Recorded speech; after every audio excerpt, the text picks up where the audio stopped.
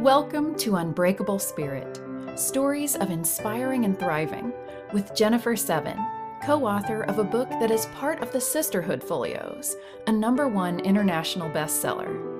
This is a podcast about real women who've overcome tremendous obstacles and come out on the other side to thrive. Whether their hardships were financial, relational, or health, these women dug deep and found the light out of the dark to rise from the ashes, to find the ability to forgive, to love, and to live an authentic, joyful life. Now, here is your host, Jennifer Seven. Welcome, Unbreakable Spirit listeners, to episode number 30. Today, I have an awesome guest. Her name is Debby Krusz, and I'm going to share with you a little bit about Debby. Well, Debby was dream crushed by corporate America, but she listened to this voice within herself that said, leave this place and start writing. I want to welcome Debby Krusz. Hi, Debby. Glad to have Jennifer. you here. Thanks for having me. You're so welcome. So Debby is the published author of Soul Meets Body, Precious and Fragile Things, and Live to Tell. Her 4th novel, Date with Kate, is in process. All her novels are about following your heart. And in addition to her novels, she has an inspirational blog. She's also a certified dream manager coach, which I didn't even know there was such a thing. And she's also a business consultant. She is a survivor of crushed dreams and an expert in dream rescue.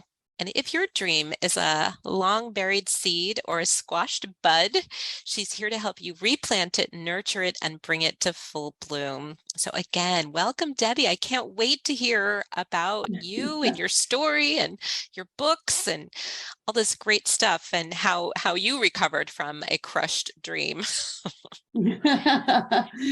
Well, yes, thank you so much for having me. Yes, I had plenty of crushed dreams, mostly in my career, and learning that, I was not fulfilling my purpose, and knowing that every level up that I took in my career, I was told that was the dream, to just keep climbing that ladder. And I'm like, I don't really know whose dream this is, but apparently I've been told that this is my dream, and it was definitely not my dream. It was just ugly. I finally got to a C-level job, which, I was like, to me, there was not much higher than, working. Right. Yeah, because you were COO of a hospital. It's a pretty big job, right? Yeah, I was standing in an interim position, and it was ugly. It was just not what I came for. There was a horrible situation going on, and trying to kind of put band-aids on, learn what's going on. I was not loved so much because there was confusion about why isn't the old COO here anymore, or people that wanted the old COO to go. And so I came to a place of, it was miserable. I didn't like the decisions that I had to make. I was trying to make decisions that were right for the hospital, that were right for the people that were in it. And all the options that I was allowed to make were not, I didn't feel were always the right decisions.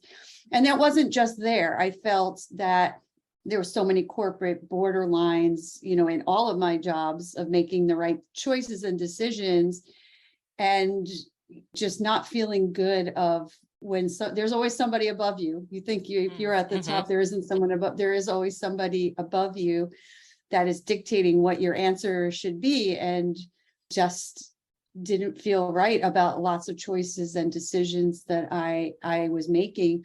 So I'm in the C-level job, and it wasn't going to be permanent anyway. And I just couldn't wait to get out. And I knew that if I had stayed, that something was going to be the end of me, meaning like physically or stress. Yeah. The stress was going to eat me, or I was going to have a heart attack and, just die, just be done there. I felt like something detrimental was coming to me. And I'm like, I can't stay here, because although it felt like a physical death, I really needed to shed this ugliness that was becoming me. And I couldn't look in the mirror. I couldn't recognize that person. I just did not like what I was doing. And it just didn't So you were feel being right. forced really to make decisions that didn't resonate with who you really were. And then you had to Right. implement them. Yeah, it wasn't as if I was like, this is a great idea. I'd be like, this is not a good idea. They're like, well, that's too bad. Yeah, do it This is anyway. what we're doing. This is what we're doing anyway. So you felt like I'm supposed to be the decision maker, and I am not allowed to make the decision, and we're not making the right choice here. And I found that's what corporate America was. It was like you think that you have this power to make the right choices, and there's always somebody telling you no and no explanation, and it just was ugly. And so that when you get to those places in one company, you're like, well, I got to get out of here. So you leave and you go to the next one, and you go to the next one. You're trying to level up every time. And I'm like, it was like a trap every single place. And I am proud of work that I did that was focused on taking care of what was right for the employees and what was right for the business in the ways that I could. And I did take my talents of, I could see a person and know that this basically the corporate system was going to fail them, knowing that they're in the wrong job, but they need that check. And they're going to fail because we're not giving them the right tools. And I'm like, but this person's skill set is better over here, or this person is just not given what they need to be successful, and be able to take that channel what I could do for people and put them in the right places and put them into better situations, and not have to watch them lose their job because they're in the wrong place. They're doing a job because they need money and to support their family. And I just wanted to see people thrive. So I try to always take away the good from the bad. And once I was at that place of, this is eating me, and I'm not going to go running to another bad situation, because I've learned that lesson at this point. I just asked, I was like, God, you got to help me out. You got to tell me what to do. And I did hear a distinct voice that said, leave this job and go start writing. And it felt right. And everybody in my world thought I was crazy, because you were leaving this big job, right? It was a big job and probably good money, and to just be like, I'm out. Yeah, exactly. Like, what's wrong with you? But yeah, my people in my life were, like, that's crazy. Like, dollar signs should make you happy. Like, a fancy title should make you happy. And think more money, more problems. You realize you have things that you don't need, and that doesn't give you happiness, and you could buy more things that doesn't buy you happiness. And I didn't care about the money. I just cared about me being my true self and being healthy. I wanted to see past the next few months and know that I had a future and that there was a plan for me. So I left. I did half listen, I did listen to leaving, and I was told to write, and I was like, sure, yeah, I'm not a writer, so I'm going to go and do some consulting work. And that's where the answer is going to be. And then all these projects that I had lined up for when I left that job did not line up. And it was like a closed door. It was like the craziest reasons why it just didn't happen. And I'm like, I don't know why this isn't working out. And then the message again was, I told you just to write. And I'm like, all right, well, maybe I should just do that. Maybe it's like the universe is like, no, you're not listening. So we're just going to shut all those doors. Yeah, exactly. And I'm actually kind of in that space now of you always are freaking out of, I'm a writer. That means I'm basically not living the dream of making lots of money, because it's not always the best, greatest money maker. But, I was told to write, and I know that there's a reason for me, a better reason for me to be writing. And is those people that read your book and they reach out to you and just tell you how it inspired them or how it got them through that hard period. And that's the importance. That's where the fruit and that's where the abundance comes from, is really being able to touch hearts. So again, you freak out of like, well, yeah, I have a mortgage and I need to worry about that. Got bills to So, pay. bills to pay.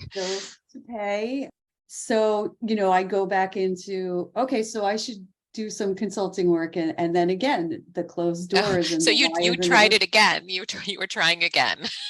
Yeah, I'm in the middle of just realizing that for the past few projects that I've were about to work on, didn't work out. And it's like, well, you should be writing. You should be writing. You should be writing. So here I am. I'm working on my writing, and I feel like speaking is about also getting your word out. So I feel like the writing got me to be speaking. So that's working out. And I just love to write inspirational stories that help people find what their true purpose is, what their heart is telling them. And I believe that most people look at it as a dream. Like, my dream is to have this fancy job. My dream is to have a happy family. My dream is to live in this nice house. Everybody has a different dream. Everybody has a purpose. And I found mine through writing without even thinking anything that I was a writer at all. And so that, once I really stick to doing my writing, there's always something that comes through that helps me pay my bills and helps me pay my mortgage and feel a little bit more secure. But when I start chasing the other stuff, everything kind of closes. So Well, probably because you go into a bit of fear, right? You get into that fear of, I don't have enough money. So you stop trusting yourself. You stop trusting the message. Yeah. Yes, that's 100% truth. Of you live in the freak out, and it's the people around you too that freak out. And I just had dream stealers, shall we call them that? I call them dream crushers. Yeah. I just had one the other day of explaining to a friend, everything that I'm doing for promoting, who I am and my program and my writing and helping people. And she's just like, well, that's a lot of work. And there's not, you're not getting the money that you need to get. So you should just go and get a real job. And it's like, a real job. Oh, I hate those words. Oh, so I don't have a real job. Yeah, this doesn't count. This doesn't count. Right. I've learned to laugh through those, because you've been working on your dream, if you believe it or not, your whole life. So you're at a phase of, I'm in it. I've been in a long time. I've already gone through all those pitfalls. I've gone through those days of having negative dollars in my bank account and being terrified out of my mind, and staying in that trust, which is the hardest part of, I don't know how the next bills are going to come in. I don't know if I'm going to be put on the street and my mortgage company is going to come and say goodbye to me. Yeah. I don't know, but I'm terrified, because that scares you, but you look at the worst case scenarios of, oh my gosh, I better find my spot where I'm going to put my tent up. And, it's like, it's scary. And you really think you're going to go from where you are to zero in a heartbeat. And it can happen, sure. But, I do have, there's securities along the way of like, it's not like all or nothing or black and white. Yeah. There's and I seem to put all my cards on red, like all my coins on red. Nothing turn black. Oh my gosh. So we go through those mind games and we let the mind game win, because we could see that vision very fast. But once you turn it around and say, I'm on a mission, this is my soul mission, I feel strong and confident about it, I believe in myself, those doors start to open. So yes, I didn't have great sales on the books that have printed, but I've touched hearts, and that was the goal of those books. Do I want to take that a step further? I absolutely want take that a step further. And I'm focused on writing and helping people at the same time.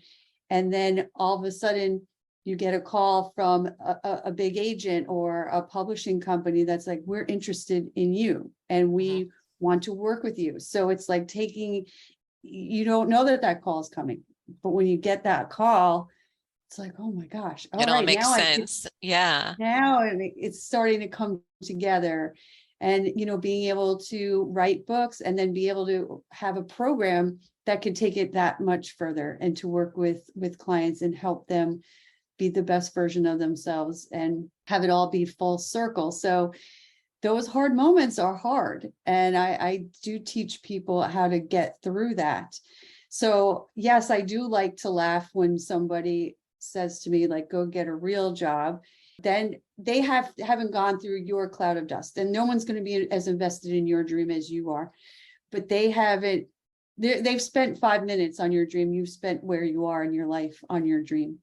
And there's always something that's going to get in your way. And the bigger the obstacles and the more upsetting of the obstacle it is, you have to remind yourself, there's something really, really, really big for me, waiting for me behind that wall.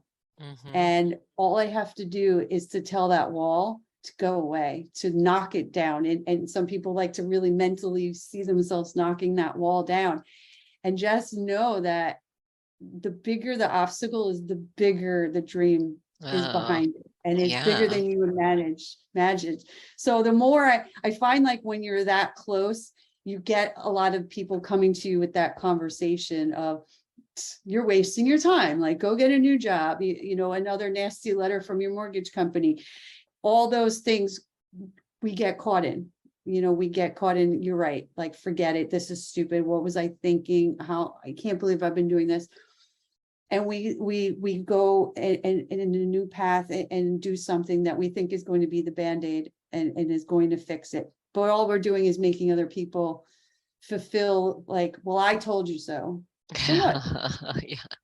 Instead of being like, you know what? No, I'm going to laugh at you because you don't see the energies that are there. You're caught where I was at ground zero of that wall, of that dust in front of my dream.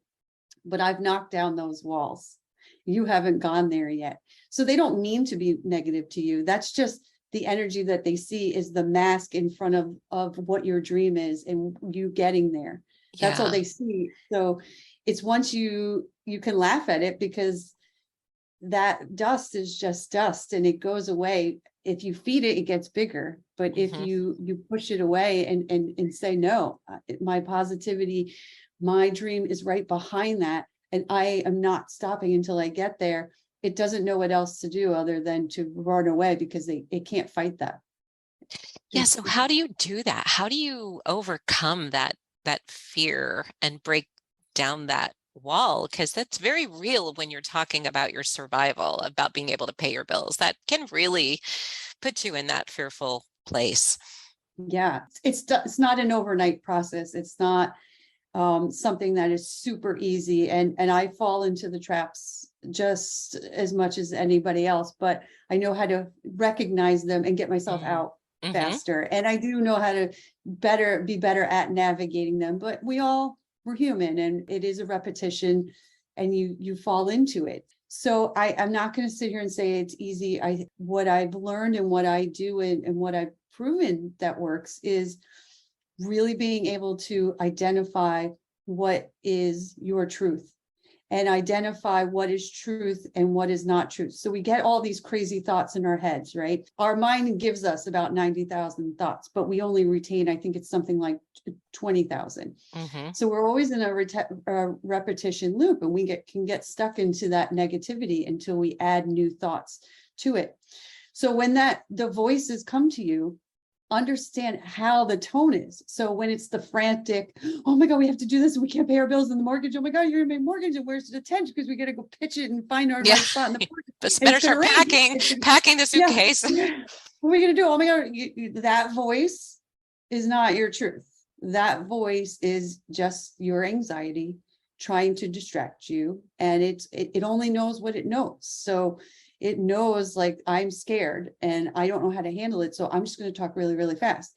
So once you recognize, like, all right, go through your little spiel. Okay, you done? Good. Because you can leave. I thank you for looking out, but I'm done with you. You can leave. And it takes a lot of time to get rid of that. So we want to rid of that because we want to fill ourselves with positive thoughts. So once you're grounded and you work on that repetitive of getting rid of that negative anxiety, you can now listen to the voice that is calm and collected. And it is your heart speaking to you of, we need to keep writing. But how about we write some articles that we get paid for? How about we do some ghost writing? How about we help people do a little seminar for people? These are still writing, and these are ways that are going to help fill that void of being able to pay your bills. That voice will come through. And it's like, okay, and it's calm and collected and confident of what you're supposed to be doing.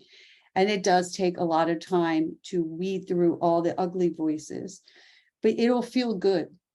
If that anxiety and that craziness is making you crazy, that doesn't feel good. Yeah. But we're so afraid that we run and jump and do it. Go run and get the, you have to do this, you have to do this, you have to do this. It's like, oh my gosh, I better do it because I just want to shut that voice off. But what about proving that voice wrong? Tell that voice, I'm sorry, but I don't agree with you. Why don't we have that conversation with ourselves? That can't be right because that's not my truth. That doesn't feel good inside of me. And that takes time and training. And, I believe in prayer and meditation, and being in meditation really can help you breathe through those anxiety moments, because anxiety doesn't know how to live in that space. Yeah. So it can't, once you put yourself in that strong meditative state, you're only inside of what is true to you. Mm-hmm. And it is a way of ridding.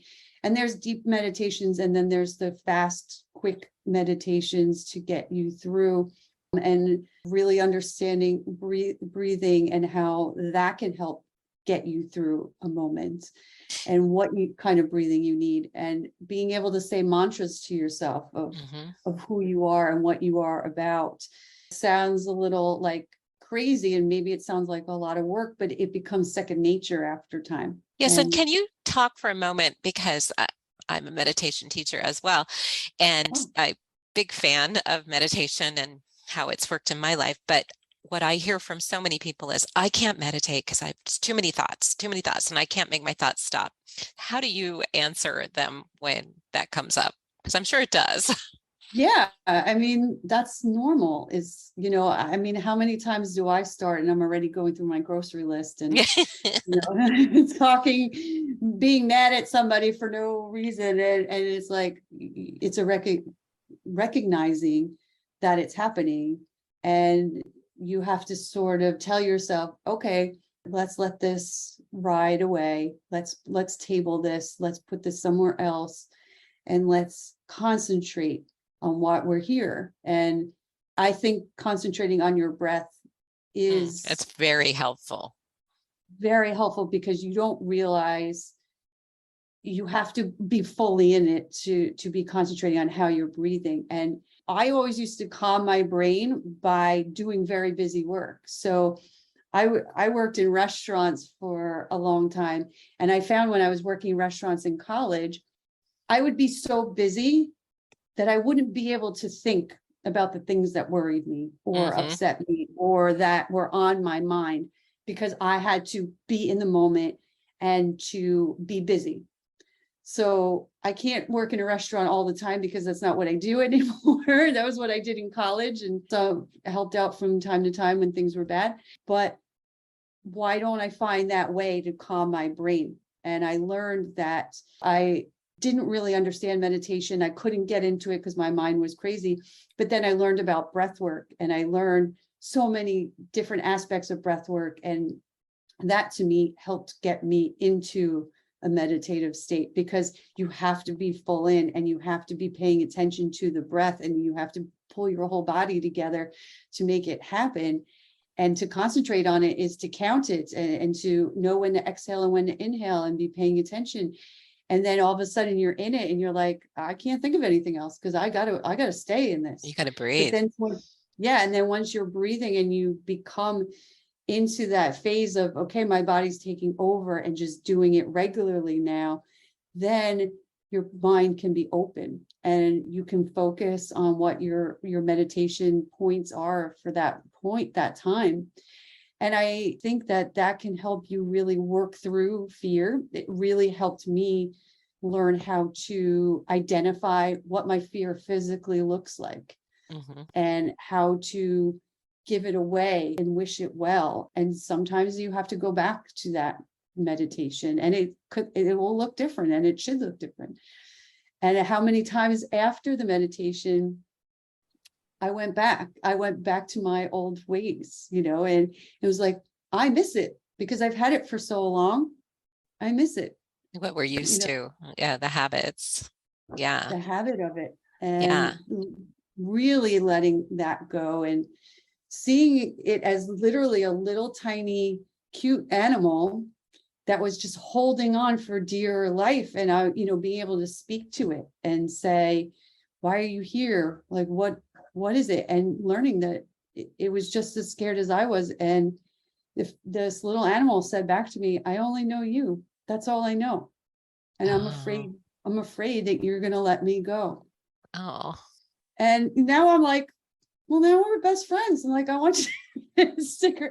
But I'm like, no, you have to go, and handing it off and watching it go and be with friends and be okay.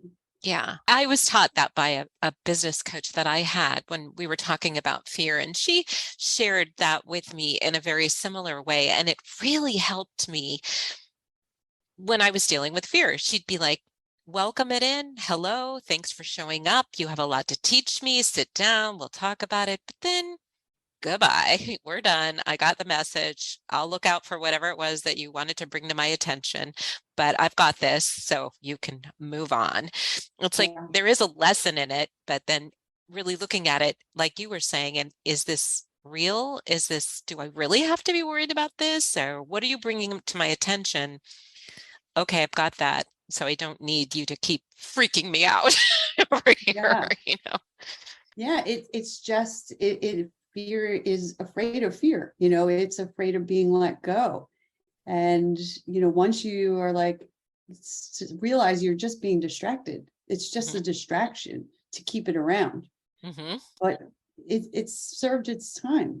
Yeah. And if you didn't have the fear, you wouldn't appreciate all the goodness that's behind it, and all the beautiful things that are behind it and the abundance and joy behind it.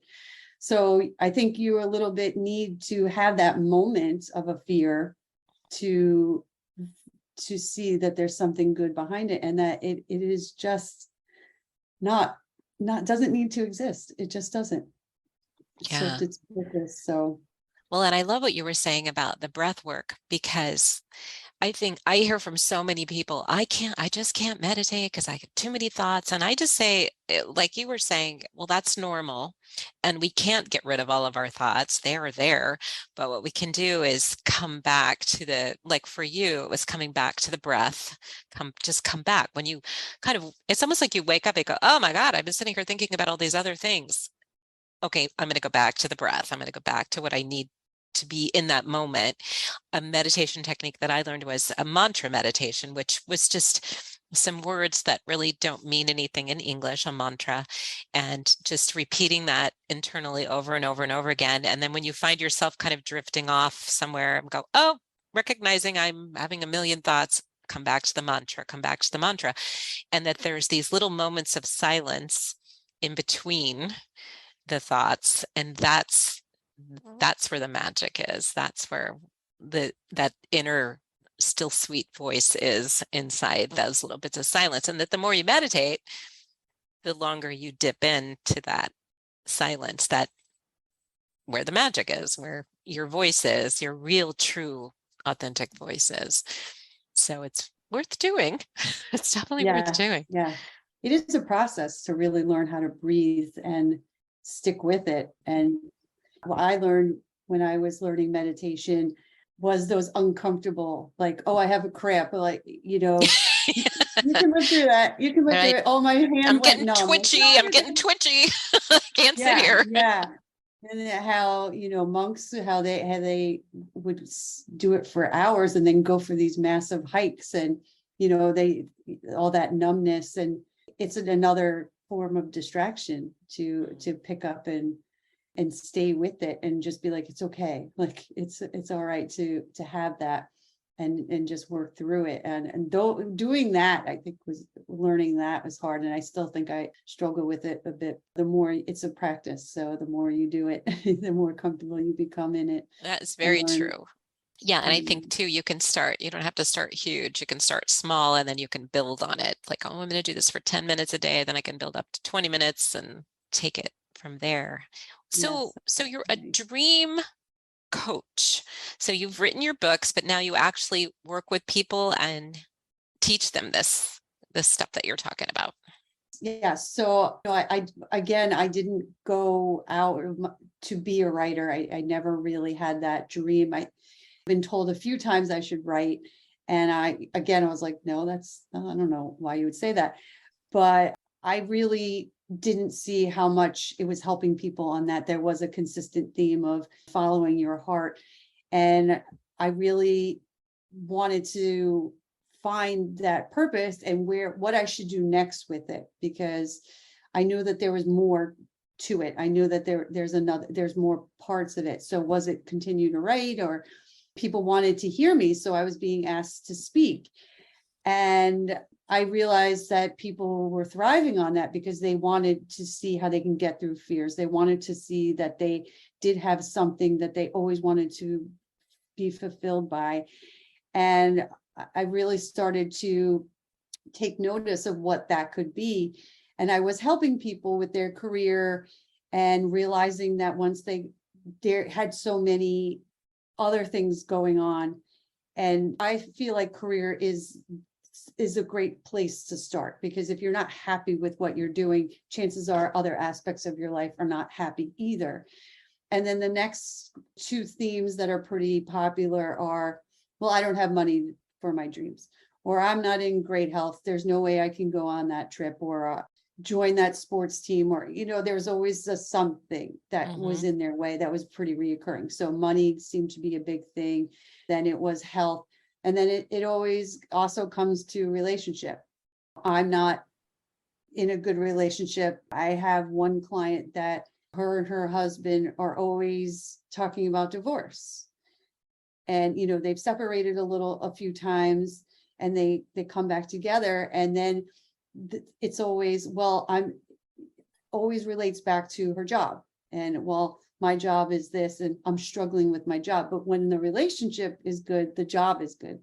And when the job isn't going well, the relationship's not going well. So you always see that there's a correlation to something. And then her health starts going. And then there's all these aspects that I see that are all related. So I'm working with all these people on their careers, and I'm working with companies to help them appreciate their employees. And it's all kind of comes together of, I was really good at this in my jobs, of recognizing what people's true potential was. And they weren't doing good at their job because they were in the wrong place. Right. You were saying that. Yeah. Yeah. So, corporate only gives you so many walls that you can break down to stay in their, little bubble. But if I'm doing this on my own, I don't have a bubble. The world is my bubble. So I still love to do it for companies, but at the same time, there's no reason why you should wait for your company to give you value of yourself. And I found that in under 4 years, I had put over 550 people that I could account for, and I was able to put them in their next level, and whatever that was, their next level job. It wasn't, oh, I'm a supervisor, so now I'm going to be the manager.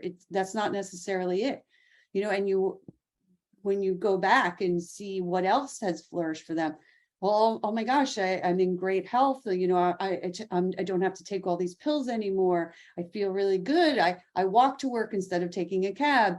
my relationship with my spouse is working out really well. And we got through some barriers, and it's better than I expected. And you see how when people are living in their true potential of who they are, that they flourish. And I feel like it's all full circle of, I write stories that are these crazy journeys that people are on. And it's like, oh, I can't believe that happened to her. I can't believe this is going on. And why did he do that? And this poor guy, how is he stuck there? And, they're relatable, but Mhm. they're all, come to a place of, they once they followed their heart, how things changed, Yeah. And so I just love that I'm able to take what my writing is, talk about it, and be able to help people as well find their silver lining, their dream on their heart. So the stories that you write, they're all based on true stories of people that you actually know or work with? Well, they're all fiction novels. So Okay. there you have to find stuff from somewhere. So Yeah. what I try to do is take every character, I try to look at it as three people that I feel are relatable to that character. Mhm. So, be able to take some of their stories because they fit that character and sort of mesh them, all three of these people's lives stories together, so that it's not, people are not like, that happened to me, and how, Are you writing about but if it me? is, if there is something that I'm like, this might strike a chord with you, I just want you to be aware and explain like the three people and how it, it turns out, and let them read it. I haven't had anybody be upset with me, or hurt. And it's funny how, there's one character where three people, and I'm like, not one of them has recognized any of it. I mean, maybe they just didn't read it either, but none of them have felt or saw that it had something to do relatable to them. So I feel like doing that as characters and stories really, really help make it true fiction as Mhm. possible. But you have to draw up from some experience Sure. somewhere. Well, So yeah, that made sense to me. I was like, yeah, that's people's stories. Yeah. yeah, So what of your books, what's your favorite book? my The favorite ones book you've written? is Soul Meets Body, because I really, I didn't go out to write that book. I knew I needed to do more writing. And I was just in a place where I was a victim of everything, right? So, oh, I can't believe this is happening to me, and this happened to me. And, everything was everybody else's fault, not my Mhm. fault. Yeah. And I was in a place where I was agitated with myself, and people were agitated with me. And I needed to figure it out. And somebody in my life, that, are we going to be a relationship? Are we not going to be a relationship? In that constant conversation. And he just turned to me and said, you really see things only your way. You don't see my way. And maybe you should start to look at it. And I was like, thinking of Okay. all the relationships, that didn't work out, my relationships with family, relationships with friends. I was thinking of all of those. And I'm like, you're 100% right. And I just started writing from a completely different point of view.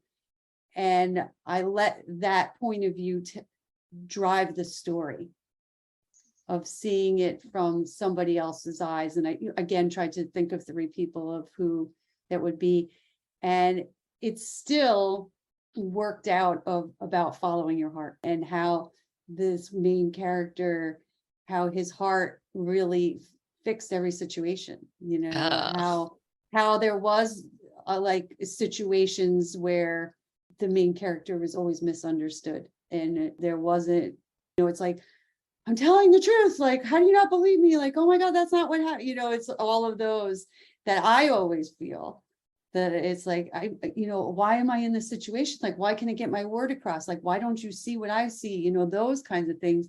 So to see it through a character, go through it, and how it all comes to fruition, I think it turned out really nice. And it did really, it was really driven by following your heart, and how that really comes through. And I didn't go into writing the book about following your heart. That is what really came through. So I feel really good about it. And I'm very happy with how that came out. And I still feel like it's like when people say I don't have a favorite child, and they usually really do. And that would be my favorite child. So Aw. I think you're allowed with your books, not with kids. And what is a Date with Kate going to be about? Because that's one you're working on now, right? Yeah, yes. So I went into writing the book with poor intentions, and I admit that. And I had to, That's interesting. yeah, and it's important part of the story. There was somebody that was in my life that the kind, and oh, he's so great and he's perfect, and oh, that's it's your fault why that relationship didn't work out, because he's He was so great. Yeah. so great. And it was like, wasn't that great. He wasn't that good of a person. And I wanted to be like, I'm going to show everybody how he's not a good person. And Okay. so one of the characters was going to be this evil person.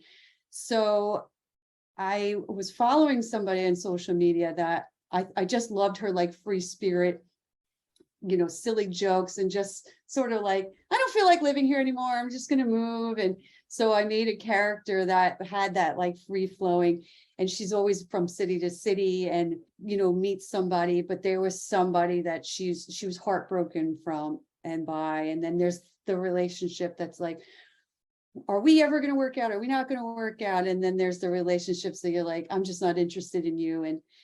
And all of a sudden she's tied up in a trunk somewhere. She doesn't know how she got there. Oh boy. And it's a who's done it kind of thing. And how all these guys find each other in search of trying to find where she is, because now she's gone missing, and it's on the news, like, this woman's gone missing. Where could she be? Where should she be? And how they all work together to find her. And then she's found, and then there's lots of unanswered questions of, but what about this? But what about this? And, well, which one of us are you going to choose? And things that happened that you didn't see coming. And so I realized I was writing it with a poor intention, and it took the book in a direction that was not necessary. So there's a point of the book where I need to now take it into a new direction that would not, even though nobody has any idea who this character will be, or those little things, but for me, I know, and it wasn't right, and it didn't feel right. So I want to make sure that is changed and turned around, and not reflection of some of those characteristics that are very blatantly would be him. And no, it's not necessary. And if I was asked by God to be writing, he didn't ask me to use it as a vendetta to hurt people. And I don't, so I turning it around and changing some of what the characters are, so that it'll take that aspect out, and the story will go in a different, well, of course, not in a different direction, but just take out some of that ugliness that was directly about that one person.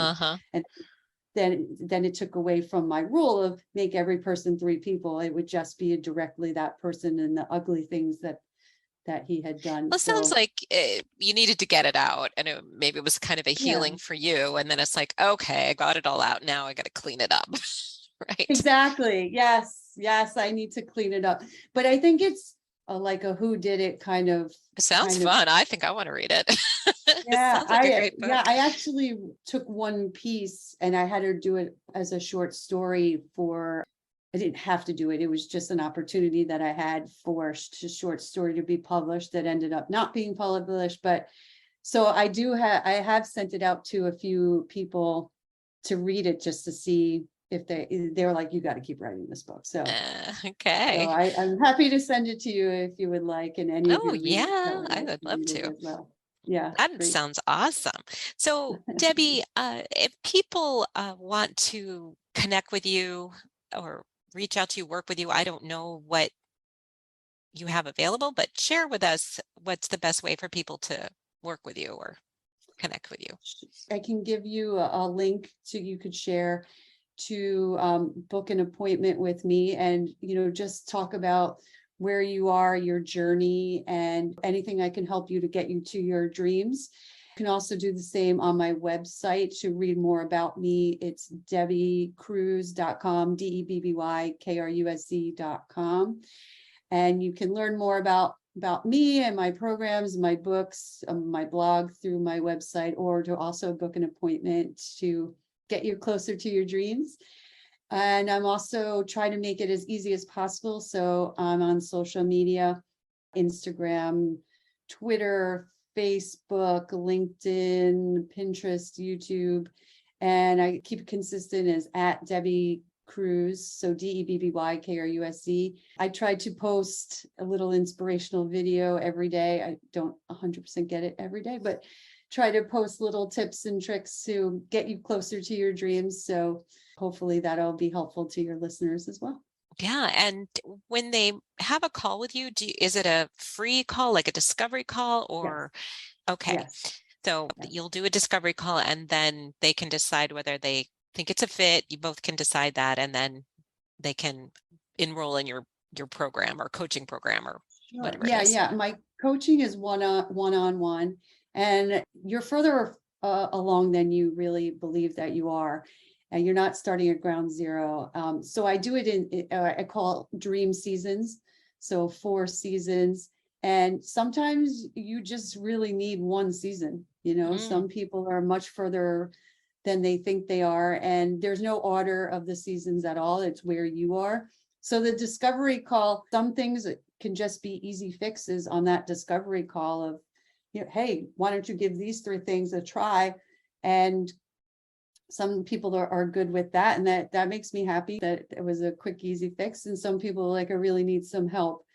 So it is work, it is sessions, and there's not like one season for one person can be 4 sessions, and for someone else it can be 8, but you're committing to a season. It doesn't have to be defined by, it's only 4 meetings and it's only this, but there's work for you to do for yourself as well. So it is a lot of fun, but it is also some hard work. And if you need to put in the work to make it come together.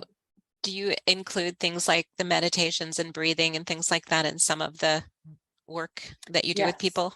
Yes, I do. And, we tackle all the things that are pretty common. Again, the finances, the health, making sure you're in the right career, relationships, and they're all related. So once you're identifying your dreams, then you can tackle these things that are goals along the way to get to your main core dream.